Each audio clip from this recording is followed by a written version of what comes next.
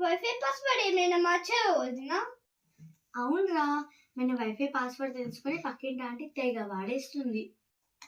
సరే కానీ ముందు వైఫై పాస్వర్డ్ చెప్పు. ముందు ఇంట్లో పని చేయి. ఇప్పుడు వైఫై పాస్వర్డ్ చెప్పు. ముందు ఇంట్లో పని చేయి.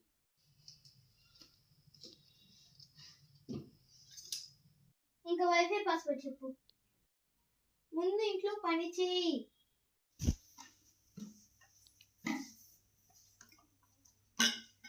ఇంకా వైఫై పాస్వర్డ్ చెప్పు. ముందు ఇంట్లో పని చేయి.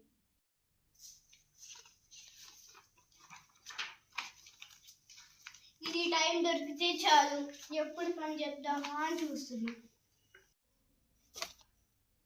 ఇప్పుడు వైఫై పాస్వర్డ్ చెప్పు. ముందు ఇంట్లో పని చేయరా. ఇంట్లో ఉన్న పని అంతా చేశాను, ఇంకేం పని చేయాలి? ముందు వైఫై పాస్వర్డ్ చెప్పవే.